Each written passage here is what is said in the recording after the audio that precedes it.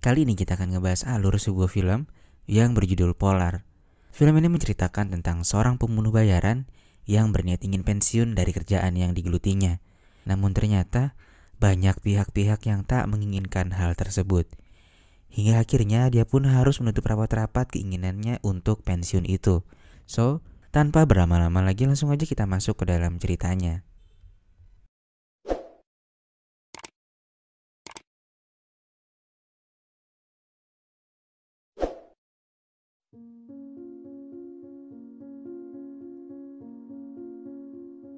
Di awal film, kita akan diperlihatkan seorang bos bandar narkoba yang sedang bersantai ditemani dengan seorang wanita pemuas birahi bernama Cindy. Namun ternyata Cindy tak hanya sendirian di sana. Dari kejauhan terlihat seorang pria kekar bernama Fukundo yang siap membidik bandar narkoba itu. Tak hanya berdua, mereka juga dibantu oleh Hilde dan juga Alexei. Cindy pun mulai menjalankan aksinya untuk membuat tegang tiang bendera milik bandar narkoba itu. Diketahui, mereka adalah sekelompok pembunuh bayaran namun masih junior. Modus mereka kerap kali memancing korbannya agar terpancing dengan kemolekan tubuh yang dimiliki oleh Cindy yang seperti gitar Spanyol itu cuy. Saat waktunya sudah tepat, Fukundo pun mulai membidik bandar yang tengah asoy menikmati goyangan maut dari mulut Cindy. Dan ya, bandar itu pun mati dengan tiang bendera yang masih tegap setegap-tegapnya. Film berlanjut di Seattle, Washington DC. Seorang pria bernama Duncan terlihat sedang berada di meja informasi di sebuah rumah sakit. Kita pun diperlihatkan rekam medis Duncan yang cukup ekstrim, di mana paru-parunya tertusuk, limpahnya hilang, gendang telinga yang pecah, dan beberapa lembar titanium yang berada di dalam tubuh Duncan. Duncan adalah seorang pria dewasa yang membuka jasa untuk membunuh seseorang lalu menerima bayaran, atau bisa dibilang pembunuh bayaran lah. Dia dijuluki sebagai Black Caesar karena aksinya yang memukau dan sangat jarang kalah. Sehabis melakukan check up, dia pun pergi menemui seorang financial accounting yang biasa mengurus dana pensiun miliknya. Diketahui, Duncan dalam waktu 2 minggu lagi akan secara resmi memasuki usia pensiunnya, dan dana pensiun yang selama ini terkumpul dari pekerjaannya adalah sebesar $8.207.523.04 cuy. Atau kalau dirupiahin sekitar 125-an miliaran lah. Lalu Duncan mengadakan pertemuan dengan seorang wanita bernama Vivian. Keseharian Vivian sama seperti Duncan, yaitu sebagai pembunuh bayaran. Lalu Vivian menawari Duncan untuk bekerja dengan mantan bosnya yang bernama Mr. Blood untuk membunuh rekannya. Meski Vivian sempat memohon dan merayu dengan uang sebanyak $1 juta, pendirian Duncan tetap tidak goyah untuk pensiun dari pekerjaannya, lalu pergi menaiki mobil tuanya menuju Triple Oak yang berada di Montana. Dia pun berhenti sejenak untuk berbelanja disuruh ibunya, dan setelah selesai dia ditawari seekor anjing oleh seorang gadis, lalu kembali melanjutkan perjalanannya. Sampailah Duncan di rumah tua miliknya, lalu bersantai-santai ditemani film dan sebotol alkohol hingga dia tertidur. Namun di tengah tidurnya Duncan memimpikan hal yang buruk dan refleks menengok anjingnya saat dia menggonggong. Esok harinya dia pun membeli ikan untuk menggantikan anjingnya yang mati itu. Mulai gak jelas nih Dunkin Donut. Pada malam harinya, Duncan menerima 15 pesan masuk dari seseorang. Dia pun langsung menghubunginya, lalu memberikan waktu selama 30 detik untuk Vivian berbicara. Vivian mengatakan bahwa Mr. Blood menaikkan bayarannya menjadi 2 kali lipat atau $2 juta. Dia pun akhirnya menerima tawaran itu, lalu meminta Vivian untuk mengirimkan berkasnya. Duncan diminta untuk membunuh seorang pria bertubuh gemuk atau sebut saja namanya Kriwil yang merupakan pesaing bisnis dari Mr. Blood. Di sisi lain, Mr. Blood memberikan pernyataan yang cukup mencenangkan di depan beberapa financial accounting di sana, di mana Blood mengatakan bahwa perusahaannya mengendalikan dana pensiun mantan karyawan mereka, termasuk Duncan yang sebelumnya bekerja dan akan segera mendapatkan dana pensiunnya. Dan sekarang, tugas Blood adalah memberikan pekerjaan terakhir untuk karyawannya yang akan pensiun itu. Dan pekerjaan itu sudah dirancang untuk membuat orang itu mati, karena dalam sebuah perjanjian yang tertulis dalam kontrak, jika karyawan mereka mati karena hal yang tidak jelas, contohnya mati dalam tugas sebagai pembunuh bayaran, Maka Damocles atau perusahaan Blood ditunjuk sebagai ahli waris dari karyawan itu, sehingga Blood tidak perlu membayarkan dana pensiun kepada keluarga karyawannya itu. Anjir sih, di sini nih gue ngerasa Blood ini benar-benar belut anjir. Picik banget coy, asli. Lanjut, Duncan pun tiba di Belarus, Rusia, tempat yang diperintahkan oleh Mr. Blood untuk menghabisi rekan bisnisnya itu. Duncan yang seorang pria tulen juga menyempatkan diri untuk berwisata seks di sana. Namun aksinya terhenti karena anak dari wanita itu terbangun setelah mendengar kereta yang melewati rumah mereka. Dan kayaknya jarak rumah mereka ke rel keretanya itu tuh gak sampai semeter cuy. Deket banget cuy, asli. Gue kira di Indonesia doang yang sedekat itu, tapi ternyata di Belarus juga anjir. Setelah selesai melakukan mantap-mantap, esok malamnya Duncan pun mulai beraksi. Dia menyamar sebagai teknisi dan menolong seseorang yang terkunci di dalam kamarnya dengan cara mengebor handle kunci hotel itu. Namun ternyata seorang pria yang sedang berpesta ditemani para cewek-cewek di kamar hotel yang lainnya merasa terganggu dengan pekerjaan Duncan yang cukup bising itu.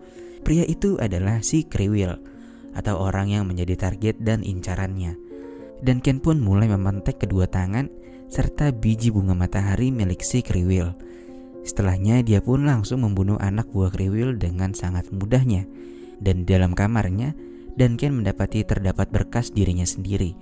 Dia pun bertanya kepada Kriwil apakah ada yang menyuruhnya untuk membunuh Duncan, sembari menancapkan bor di jidat si Kriwil dan mulai memainkan jemari-jemarinya. Kriwil pun hanya mengangguk, namun dia tak mengetahui siapa dalang di balik ini semua. Lalu Duncan pun menembaknya dan Kriwil mati akibat ketidaktahuannya.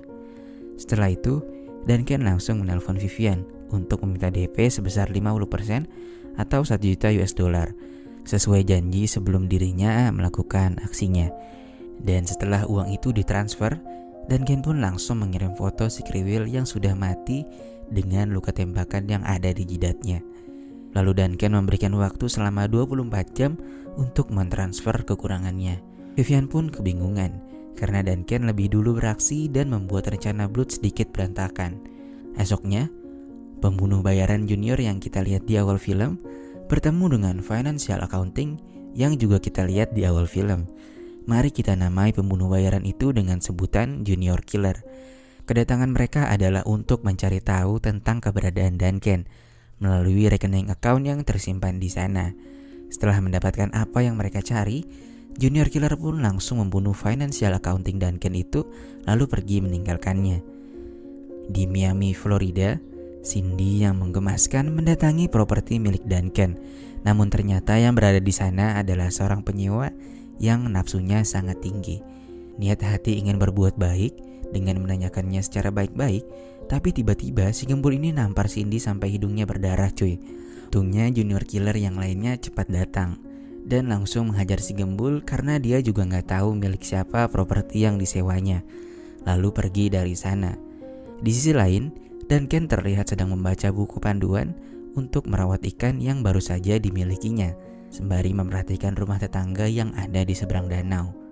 Tetangganya adalah seorang gadis cantik yang saya sendiri belum tahu namanya.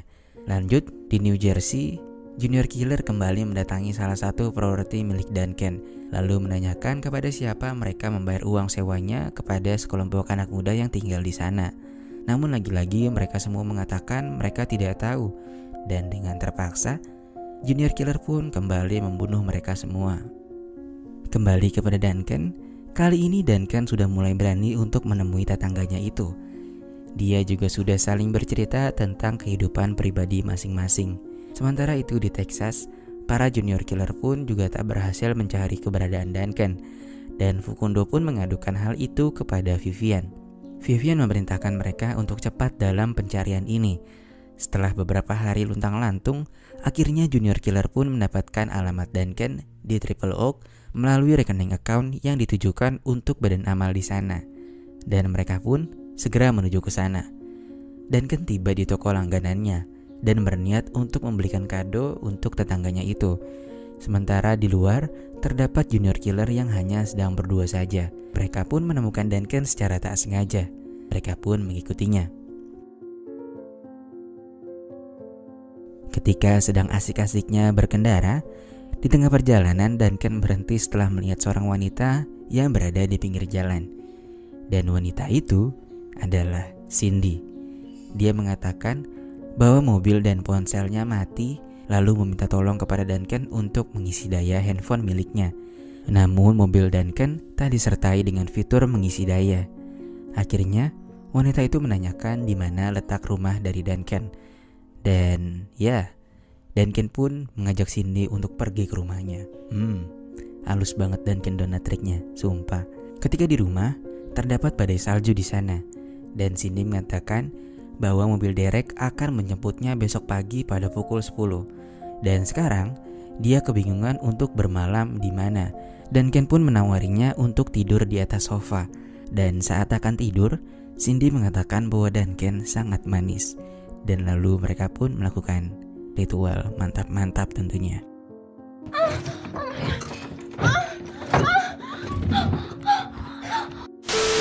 Namun saat sedang asik-asiknya main kuda tomprok, Facundo, Hilde dan yang lainnya terpantau sudah siap untuk menembak Duncan. Dan saat pelatuk itu ditekan, tiba-tiba Cindy muncul dan langsung mengenainya.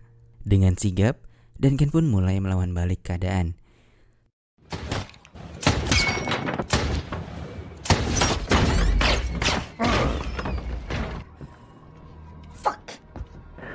Find him. I'm on it. I got nothing. Fuck. Facundo, what the hell is going on? Can you hear that?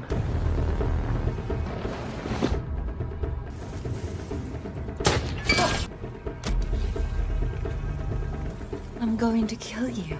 You'll be dead before we leave here. You can't always get what you want, old man.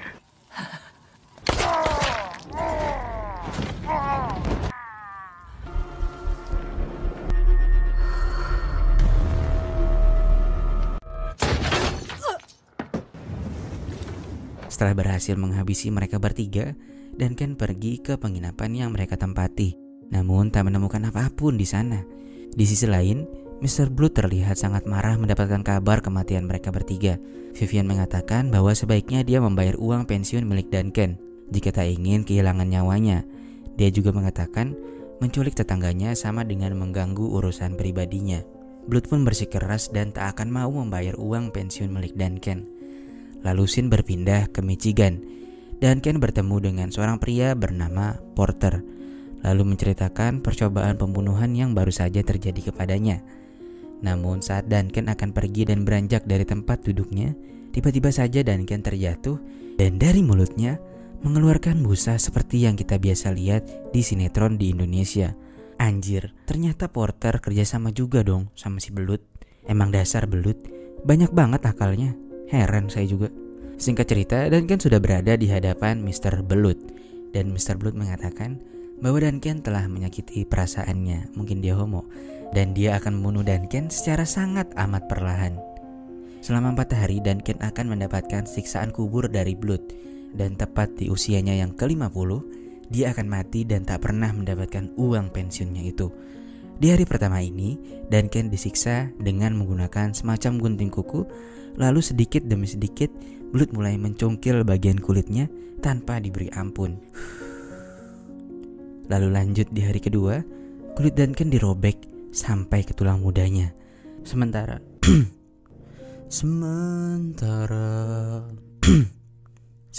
tetangganya yang diculik oleh Blood diberikan secara terus-menerus narkoba suntik dalam jumlah yang sangat banyak. Siksaan pun berlanjut di hari ketiga, di mana kulit Duncan dicambuk dan juga ditusuk. Mata kiri Duncan juga dicolok pakai pisau oleh Mr. Blood. Dan siksaan pun dilanjutkan di esok harinya. Pada malam terakhir sebelum dia mati besok, Duncan terlihat sedang merogoh sobekan di tubuhnya dan dia mengeluarkan sebuah besi dari sana. Duncan pun berusaha untuk membuka borgol yang mengikat lengannya. Lalu scene berganti di pagi hari. Petugas keamanan menjadi sasaran empuk bagi Duncan. Dia pun dengan mudahnya menghabisi para penjaga di sana dan mulai melawan balik keadaan di sisa-sisa tenaganya. Singkat cerita, dia pun berhasil keluar dari bangunan itu, lalu bergerak menuju rumah seorang temannya yang bernama Jasmine. Lalu Duncan meminjam telepon miliknya, dan menghubungi Vivian, lalu mengatakan akan membuat perjanjian dengan menukar gadis tetangganya itu dengan nyawanya, lalu menutup teleponnya. Vivian pun bertanya kepada Blood berapa sisa pasukan mereka, dan Blood menjawab pasukan mereka cukup untuk membunuh Duncan. Duncan dijaga dan diobati oleh Jasmine untuk memulihkan keadaannya. Beberapa hari setelahnya, saat keadaan mulai membaik, Duncan bersama-sama dengan Jasmine terlihat bersiap untuk melakukan balas dendam dan memasukkan peralatan tempur ke dalam mobilnya. Lalu dia pergi seorang diri. Ketika sampai di sebuah gedung, Duncan langsung menghubungi Vivian dan menanyakan keadaan gadis tetangganya itu. Dalam percakapan itu, Duncan juga mengatakan akan melakukan perjanjian yang telah diucapnya kemarin pada esok hari di stasiun. Namun nampaknya handphone milik Duncan dilacak oleh anak buah Blood, dan mereka pun langsung bergerak menuju ke sana. Vivian dan yang lainnya menganggap bahwa ini adalah tempat persembunyian Duncan. Padahal sebelumnya Duncan telah merencanakan semua ini tanpa diketahui siapapun. Setelah Duncan menyampaikan keluh kesahnya, dia pun meletakkan rokoknya di atas mobilnya. Sementara anak buah Blood mulai menodongkan senjata ke arah Duncan. Namun yang dilakukan Duncan adalah